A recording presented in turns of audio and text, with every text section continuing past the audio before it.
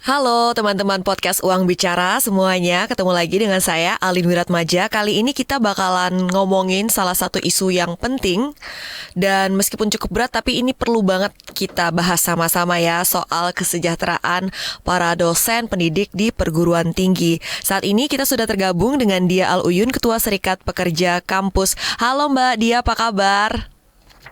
Halo, apa kabar? Kabar baik, selamat sebelumnya Mbak, sudah terbentuk nih Serikat Pekerja Kampus dan Mbak Dia ini terpilih sebagai ketuanya.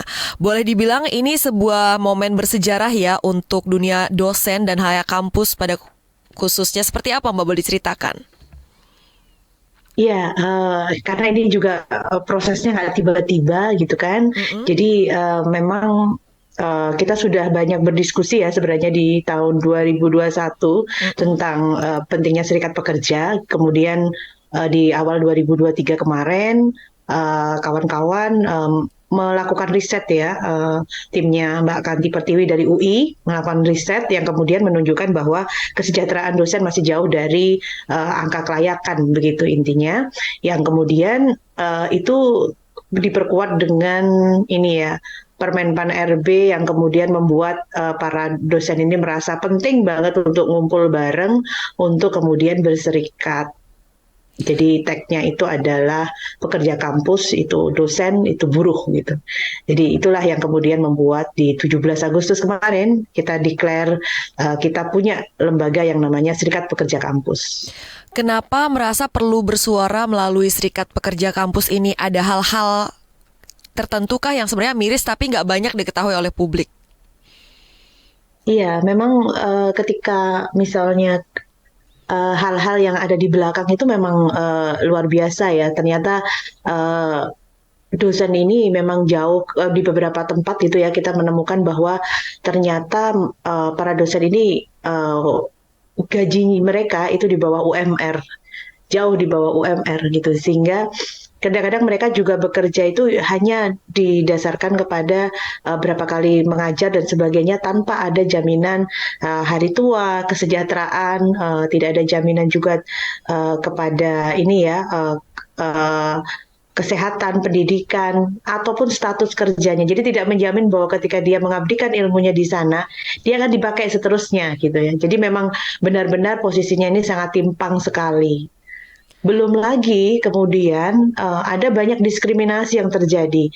Nggak apakah diskriminasi sebagai perempuan gitu, apakah kemudian diskriminasi karena relasi kerja di dalam lingkungan kerja gitu yang kemudian perbedaan gender, perbedaan perbedaan relasi kekuasaan atau mungkin dia diberikan beban-beban berlebih. Jadi situasinya memang sangat kompleks sekali begitu yang kemudian terjadi di lingkungan perguruan tinggi di Indonesia.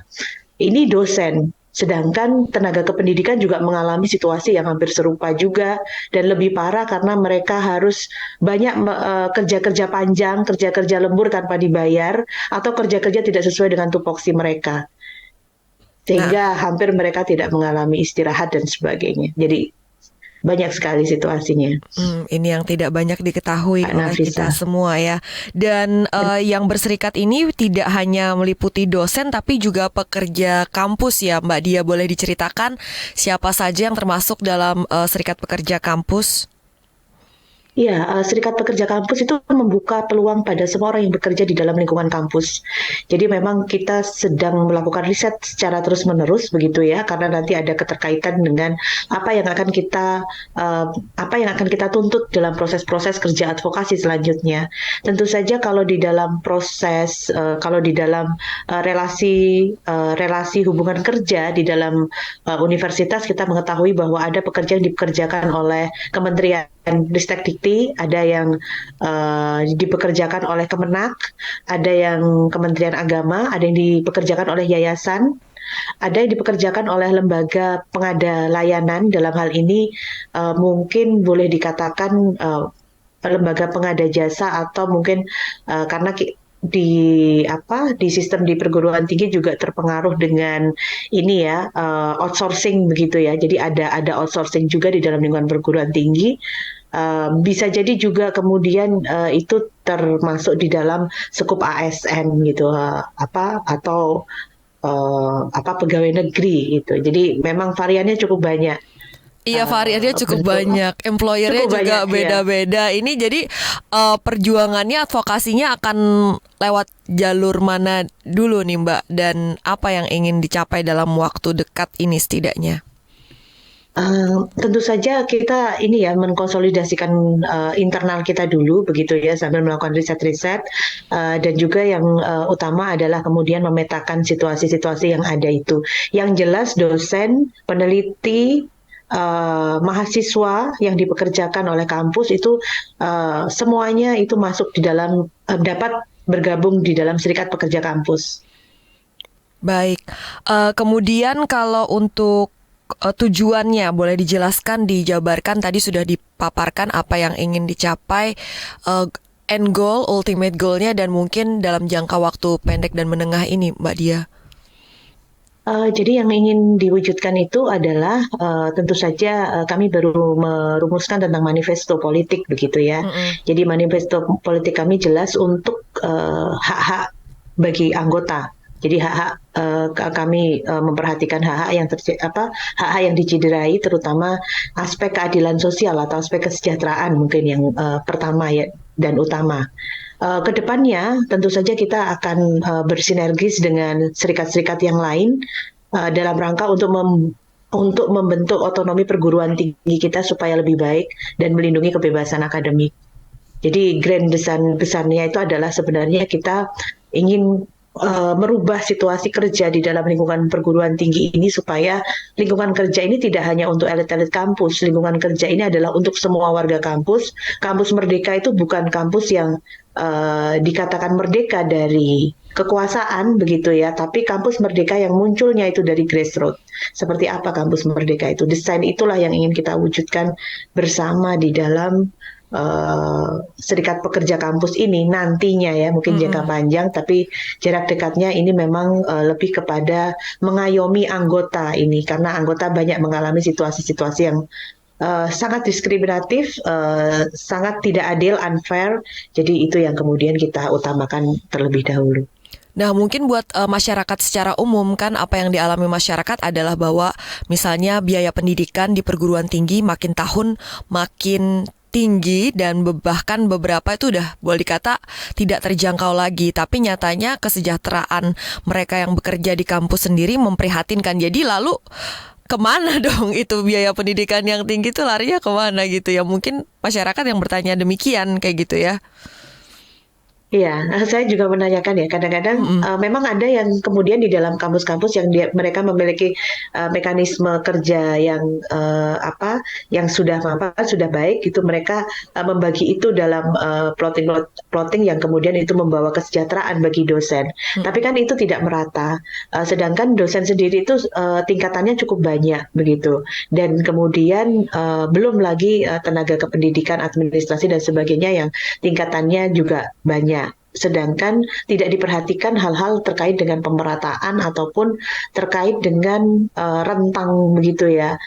Di beberapa segi juga kemudian kampus lebih sibuk untuk kemudian mengkomersialisasikan diri, membentuk branding secara internal dan sebagainya begitu ya. Tapi kemudian melupakan aspek-aspek manajerial yang ada di dalam lingkungan kampus itu sendiri. Dan buruknya seringkali kemudian tenaga-tenaga seperti kami inilah yang kemudian menjadi menjadi produk yang kemudian dipromosikan di dalam lingkungan universitas atau di dalam lingkungan perguruan tinggi itu. Dan inilah yang kemudian tidak sebanding dengan apa yang kami kerjakan, dengan apa yang kemudian seharusnya menjadi hak yang didapat begitu. Iya, baik. Tadi sudah kita bahas kondisi-kondisi dalam pekerjaan di kampus, di mana terjadinya overwork tapi underpaid kayak gitu. Apalagi sih kasus-kasus yang ditemui, termasuk contoh diskriminasinya. Jadi ada jadi contoh-contoh diskriminasinya. Jadi ada beberapa ada pegawai yang mestinya dia tidak mengerjakan sesuatu begitu ya, dia harus mengerjakan sesuatu pada ini tentang ini ya, jam kerja yang panjang ya, overtime, yang kadang-kadang itu juga tidak dibayar begitu. Kalau yang tentang unfair misalnya ketika memilih misalnya untuk jabatan tertentu, maka yang dipilih itu adalah berdasarkan like and dislike gitu. Kadang-kadang hal-hal yang tidak penting, misalnya saya termasuk dalam anggota tim ses gitu ya, maka saya akan masuk ke dalam jabatan ini gitu. Tapi kalau saya nggak masuk dalam tim sesnya pimpinan gitu ya, saya harus siap dibuang di periode selanjutnya. Kemudian kadang-kadang ketika proses mutasi itu juga dilakukan tiba-tiba. Jadi kayak dipindah dari satu bagian ke bagian yang lain itu tidak ada rentang jangka waktunya, kadang-kadang mendadak dan sebagainya, dan itu karena itu tadi, karena like dislike, dan itu diperparah loh, ada regulasinya sekarang dengan Permen Pan RB nomor 1 tahun 2023. Ini kan sudah barang yang buruk, ekosistem yang buruk perguruan tinggi, malah dikasih pupuk melalui regulasi gitu ya. Jadi sudah parah, tambah disiram dibuat payung hukumnya itu adalah Permen Pan RB nomor 1 tahun 2023. Makanya ini tingkat di mana bawahan itu memang harus mengikuti atau harus patuh kepada atasan, dalam hal ini adalah pimpinan. Padahal dosen itu di dosen perguruan tinggi Sivitas Akademika itu dilindungi kebebasan akademiknya. Iya, di Undang-Undang Perguruan Tinggi. Kebebasan berpikir gitu ya mahasiswa gitu. Iya, kan. betul. Betul sekali. Berarti di beberapa situasi di kampus itu memang dosen-dosen terpaksa dibuat harus berpolitik ya, tidak bisa untuk tetap profesional. Ya, jadi kalau dikatakan misalnya dosen berpolitik ya, Karena terkondisikan akhirnya gitu. Kalau enggak kan misalnya nih nggak ikut yang mana-mana gitu kan, akhirnya nggak dapat apa-apa juga. Tapi ikut yang ini nanti bisa tersingkir satu saat, dimutasi iya, secara iya, mendadak iya. seperti itu kan. Iya, jadi memang akhirnya fokus kerjanya kan terdistract gitu. Mestinya dosen kan ya sudah penelitian, produksi ilmu pengetahuan begitu ya, membuat perubahan gitu, melakukan pengabdian gitu. Sekarang dosen kalau melakukan pengabdian, kalau itu nggak sesuai dengan misi universitas atau misi penguasa negara begitu ya, ya siap-siap saja nanti kemudian dapat surat teguran, dipanggil, di ini dan sebagainya. Itu yang kemudian memperburuk ekosistem sebenarnya pencarian keilmuan ya di dalam lingkungan perguruan tinggi. Baik, apa yang dilakukan oleh teman-teman di Serikat Pekerja Kampus ini kan juga mungkin ada beberapa perbedaan di antara kalangan akademisi sendiri ya. Ada yang menganggap dosen itu bukan buruh seperti itu. Terhadap wacana seperti ini gimana tanggapannya Mbak Dia? Iya, memang itu menjadi hal yang terus kita ini kan, karena memang di beberapa kawan dosen juga masih berpikir bahwa dosen ini kategori kerah putih gitu ya. Artinya dianggap sebagai posisi yang eksklusif gitu dibandingkan dengan pekerja-pekerja yang lain. Tapi ini sebenarnya adalah warisan yang kita dapat dari Orde Baru barangkali ya, yang kemudian memilah antara pekerja, bahwa dosen itu bukan bagian dari pekerja karena dianggap sebagai seorang profesional, apalagi dengan berbagai regulasi yang ada. Tapi kalau kita tarik mundur gitu ya, sebenarnya kalau mau jujur gitu ya, itu jelas sekali ya. Jadi awal mula dari kenapa kemudian kepegawaian itu muncul, kepegawaian dalam hari ini itu kepegawaian negara dalam ASN ya, pegawai negeri itu muncul, itu sebenarnya belajar dari hubungan open bar fight, antara hubungan terbuka antara majikan dan buruh gitu. Jadi sebenarnya cikal bakalnya itu sebenarnya adalah hubungan kerja gitu. Jadi kalau kita tarik dari sana, sebenarnya kita harus menyadari bahwa ya Anda menerima upah, ya Anda apapun namanya, salary, upah, gaji, tunjangan gitu ya, itu adalah bentuk balas jasa gitu ya. Bentuk balas jasa itulah yang kemudian mengikat Anda dengan orang yang memberikan atau pihak yang memberikan imbalan itu. Kalau dengar cerita dari Mbak Dia, no wonder ya ada beberapa dosen yang emang sukanya sekolah lanjut sekolah lagi, nggak balik-balik ke kampus. Kalau situasi di kampus ternyata ada yang seperti ini kayak gitu. Kemudian tadi awal yang akan dilakukan oleh SPK ini apakah mulai dengan berdialog di kampus dulu atau ke pemerintah atau seperti apa, Mbak? Tentu sebenarnya kita ini ya, kita akan selanjutnya di tahapan selanjutnya kita tentu akan melakukan rekrutmen terbuka gitu karena kemarin juga rekrutmen sudah berjalan begitu ya. Teman-teman calon calon anggota kurang lebih 200-an gitu ya dari 100 universitas di Indonesia tersebar dari seluruh provinsi ya, hampir di seluruh provinsi di Indonesia. Ini sangat luar biasa. Dan untuk selanjutnya tentu saja kita akan mengkonsolidasikan secara internal terlebih dahulu karena ini baru 17 Agustus kemarin begitu Baru ya. berapa hari umurnya? Iya, baru beberapa hari gitu ya. Jadi kita memang fokus secara internal terlebih dahulu untuk kemudian bisa membuka diri karena teman-teman animonya juga sangat luar biasa.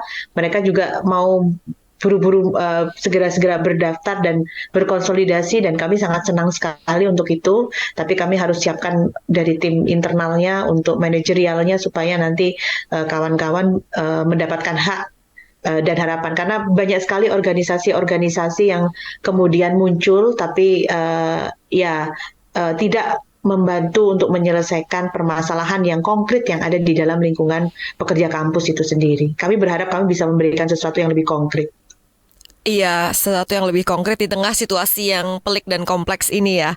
Mbak Dia, kalau di luar negeri sendiri apakah ada serikat pekerja kampus seperti ini? Apakah ada kisah sukses yang bisa jadi referensi?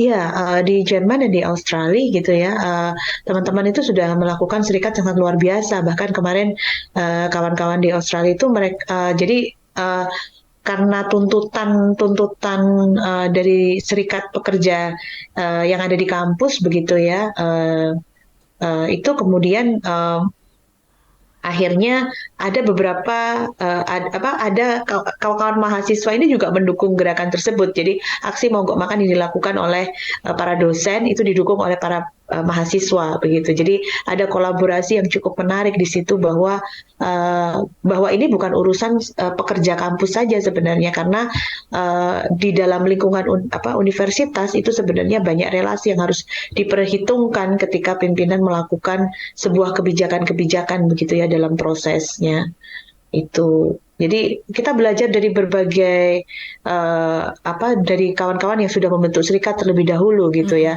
Ada teman-teman sindikasi, Koparja, ada KSPI, banyak lagi. Juga serikat pekerja UI gitu ya. Sekarang yang mau terbentuk ini di UGM ada pos serikat pekerja juga yang nanti akan juga terus bersinergis dengan serikat pekerja kampus gitu. Kemudian juga dari teman-teman dari Australia banyak yang mensupport, teman-teman dari Jerman, dari kemarin juga ada dari Nederland gitu, juga dari Scholar Actris gitu, yang melihat memang represi atau tekanan yang terjadi di dalam lingkungan perguruan tinggi ini sampai luar biasanya dan dosen juga pekerja kampus dalam hal ini itu ya harus mempersiapkan bargaining position kalau mereka tidak mau menjadi produk yang diperjualbelikan oleh kampus gitu. Wah, betul sekali. Mbak Dia boleh berikan closing statement untuk kami dan juga teman-teman pekerja kampus yang lain. Iya, bergabunglah bersama kami di Serikat Pekerja Kampus. Kami membuka pintu lebar-lebar begitu ya untuk kemudian berkolaborasi, berkonsolidasi dan membangun lingkungan perguruan tinggi kita ya supaya menjadi lebih baik lagi. Iya, jadi lebih sehat lagi lingkungan perguruan tinggi Indonesia. Terima kasih Mbak Dia Al-Uyun, Ketua Serikat Pekerja Kampus sudah bergabung bersama kami di podcast Uang Bicara. Sukses untuk perjuangannya.